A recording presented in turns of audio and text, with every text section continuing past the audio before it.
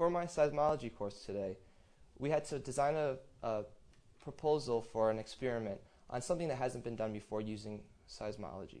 And seismology is just looking at waves through the earth and figuring out structure of the earth. So we decided to do a proposal on a project based on taking CO2 from the environment and storing it back into the earth, kind of the opposite of what the oil industries do today. Now this puts a different spin kind of on what people think that big oil companies do.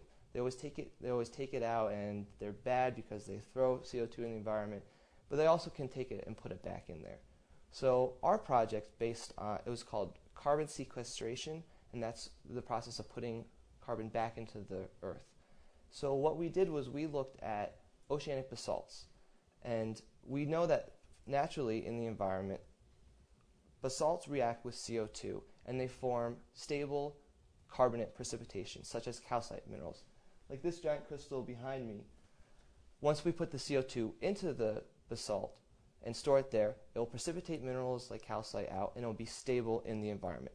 Calcite's a naturally occurring mineral, so once we get the harmful CO2 into the environment, it forms naturally occurring crystals, and the risk for leakage and for it to get back into the environment to cause more damage would be minimal. And that's really what we're looking for. And we designed this project because there aren't many projects out there that have to deal with this. And this is kind of a new study, and there's been no case studies done where they actually drilled and pumped CO2 into oceanic basalt. So this is something completely new, but completely doable. And it might be more expensive to do, but in the long run, it's going to be a lot better for the environment. And hopefully, once we get into the industry, we can propose these ideas and save the world.